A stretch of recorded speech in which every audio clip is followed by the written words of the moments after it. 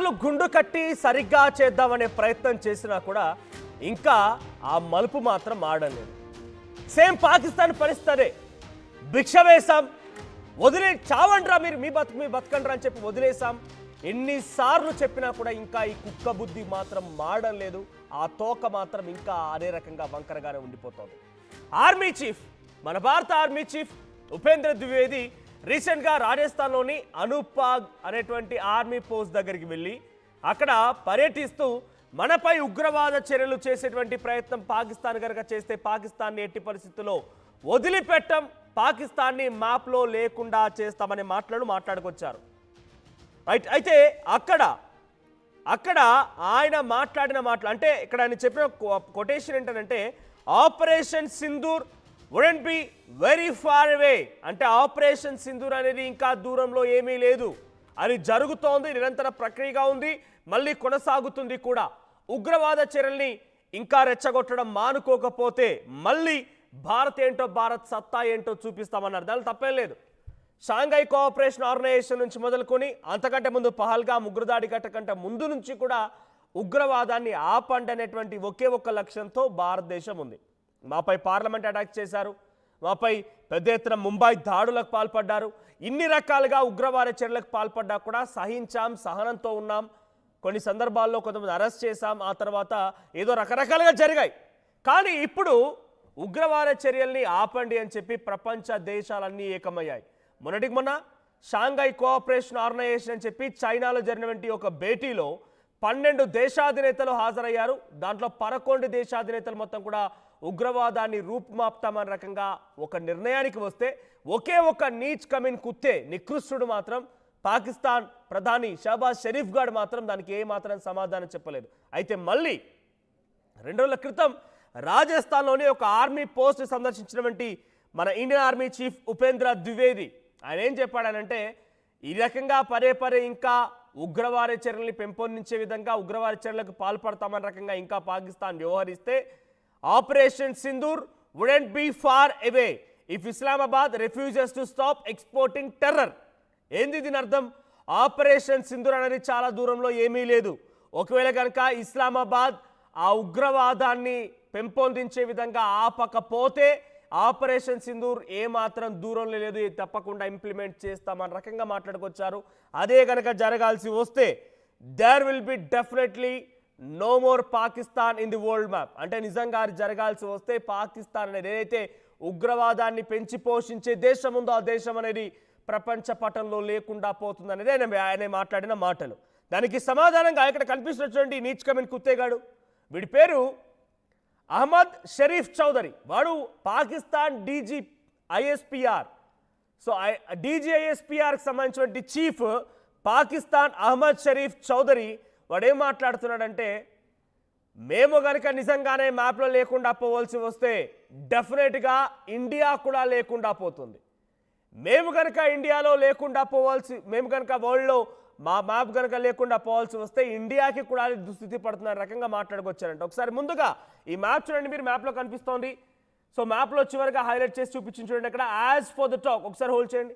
As for the talk of erasing Pakistan from the map India. అక్కడ ఏం చెప్తున్నాడు? ఒకవేళ నిజంగానే కనుక పాకిస్తాన్ని భారత్ ప్రపంచ పటంలో లేకుండా చేసినట్టయితే as for the talk, please hold peace, as for the talk of erasing Pakistan from the map, India must know that if situation comes, the erase will be the dual. అంటే ఇరువైపుల నుంచి జరుగుతుంది. ఇరువైపుల నుంచి నిజంగా మా భారత్ కనుక మా మ్యాప్ లేకుండా చేయాల్సి వస్తే, పాకిస్తాన్ కనుక లేకుండా చేయాల్సి వస్తే ఆ నష్టం ఇరువైపులా ఉంటుంది, ఇరు మ్యాప్లు కనిపించకుండా పోతాయని రకంగా మాట్లాడుకొచ్చారు. బిఫోర్ దాట్ ఇంకా కంటిన్యూ చేసే ముందు ఒకసారి ఉపేంద్ర ద్వివేది ఏం మాట్లాడారో చూద్దాం.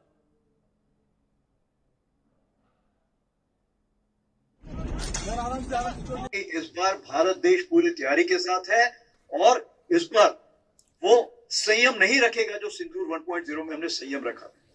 इस बार हम आगे की कार्रवाई करेंगे और कुछ ऐसी कार्रवाई करेंगे कि हो सकता है पाकिस्तान को सोचना पड़े कि उसे इतिहास में भूगोल में रहना है कि नहीं रहना।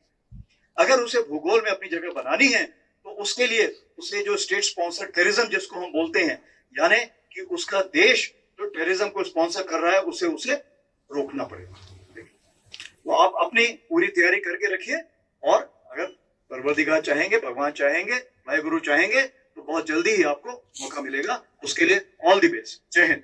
इस बार भारत देश पूरी तैयारी के साथ है। రైట్, ఏ దేశం అయితే ఉగ్రవాదాన్ని పెంచి పోషిస్తుందో, ఉగ్రవాదాన్ని స్పాన్సర్షిప్ చేస్తుందో ఆ దేశం గనక మళ్ళీ భారత్పై యుద్ధానికి దిగితే ఈసారి దాని అంతు తేల్చాల్సిందే, ఆ దేశం యొక్క రూపురేఖలు మార్చాల్సిందే. ఈ స్టేట్మెంట్ మాత్రమే చేశాడని పాకిస్తాన్ ఎక్కడ మెన్షన్ చేయలేదు, పాకిస్తాన్ పేరు తీసుకోలేదు. ఉగ్రవాదాన్ని పెంచి పోషించేటువంటి దేశాలు వెస్టర్న్ సైడ్ ఆఫ్ ఇండియా, ఇండియాకి వెస్టర్న్ సైడ్లో ఉన్నటువంటి ఆ దేశాలు ఏవైతే ఉగ్రవాదాన్ని పెంచి పోషిస్తూ ఉన్నాయో ఆ దేశాలకు సంబంధించి నిజంగా ఆ చర్యలు కనుక ఆపకపోతే ఆపరేషన్ సింధూర్ అనేది ఏమాత్రం దూరం లేదు. ఆపరేషన్ సింధూర్ 1.0 అంటే మొదటి ఫేజ్ అయిపోయింది. ఇప్పుడు రెండో ఫేజ్ కనుక మొదలు పెట్టాల్సి వస్తే దాని పర్యవసనాలు చాలా తీవ్రంగా ఉంటాయని వార్నింగ్ ఇచ్చారు. భారతదేశానికి పశ్చిమాన ఉన్నటువంటి ఒక దేశం ఉగ్రవాదాన్ని పెంచి పోషిస్తోంది అంటే పాకిస్తానేనా? పాకిస్తానే ఉగ్రవాదాన్ని పెంచిపోస్తాను మీకు మీరే ఆపాదించుకుంటున్నారా? గుమ్మడికాయ దొంగలు ఎవరా అంటే భుజాలు తడుముకున్నట్టుగా ఈ వెధవలు మాట్లాడుతూ ఉన్నారు. అక్కడ భారతదేశానికి పశ్చిమాన ఉన్నటువంటి ఆ వ్యక్తులు మాట్లాడుతున్నటువంటి ఆ చర్యల వల్ల మనం ఇబ్బంది పడుతున్నాం. సో డెఫినెట్గా వారందరికీ కూడా మనం కొంత కంట్రోల్ చేయాల్సిన రకంగా వ్యాఖ్యలు చేసినటువంటి ఉపేంద్ర ద్వివేది మాటల్ని ఉద్దేశించి ఇప్పుడు ఆ లెటర్లో ఏం రాసుకొచ్చారు? సో నిజంగా మా మ్యాపే కనుక, మా దేశమే కనుక ప్రపంచ పటంలో లేకుండా పోయినట్టయితే, ఇఫ్ ఇక్కడ as per the talks no map of our country then the destruction will be on both the sides, అంటే రెండు పక్కల నుంచి కూడా చాలా తీవ్ర నష్టం జరుగుతుంది, మేము కూడా అదే చేస్తామన్న రకంగా మాట్లాడుకున్నాను. నిజంగా దమ్ హైతో, నిజంగా పాకిస్తాన్కి అంతటి దమ్మే ఉంటే నీళ్లు కావాలని బిచ్చపొల్లాగా ఎందుకు అడుక్కుంటున్నారు? సింధు జలాల నీళ్లు కావాలని చెప్పి పదే పదే పదే పదే పదే పదే ఎందుకు అడుక్కోవాల్సి వస్తుంది? మాకు నీళ్లు కావాలి, మా హక్కు అని ఎందుకు అడుగుతూ ఉన్నారు? మీకు నిజంగా అంతటి శక్తి సామర్థ్యాలు ఉంటే ఆ రోజే యుద్ధాన్ని ఇంకా కొనసాగించకుండా ఎందుకు మోకరిల్లిపోవాల్సి వచ్చింది? కేవలం అరిచే కుక్క కరవదు అన్న రకంగా చందంగా ఇక్కడ ఏం మారిపోయిందంటే పాకిస్తాన్ పదే పదే ఏదో రకమైన సెన్సేషన్ వ్యాఖ్యలు చేయాలి. ప్రపంచ దేశాల్లో మొత్తం కూడా దాని యొక్క దొంగతనం, వారి యొక్క దుర్బుద్ధి, పిచ్చిబుద్ధి అర్థమైపోయింది. కాబట్టి దాని నుంచి ఎలాగైనా బయటపడాలంటే ఏదో రకంగా మేకపోతు గాంభీర్యాన్ని ప్రదర్శించాలి. బలుపును చూసి వాపు, అంటే ఈ రకంగా వాపును చూసి బలుపు అనుకోర రకంగా మేము ఏదో రకంగా చర్యలు చేయాలనే రకంగా పాకిస్తాన్ వ్యవహరిస్తోంది. కానీ అంతర్గతంగా వాళ్ళకు కూడా తెలుసు నిజంగా పాకిస్తాన్ కనుక ఏం చేస్తే భారత్ రియాక్షన్ ఎలా ఉంటుంది, భారత్ ఏ రకంగా దాడి చేస్తుంది, భారత్ దెబ్బ కొడితే ఎలా ఉంటుందనే విషయం ఇప్పటికే పాకిస్తాన్ ఒకటి కాదు చాలాసార్లు రుచి చూసింది. రీసెంట్గా ఆపరేషన్ సింధూర్ ద్వారా కళ్ళు మూసి తెరిచేలోగా ఏ రకమైన దాడి చేస్తే చూసాం.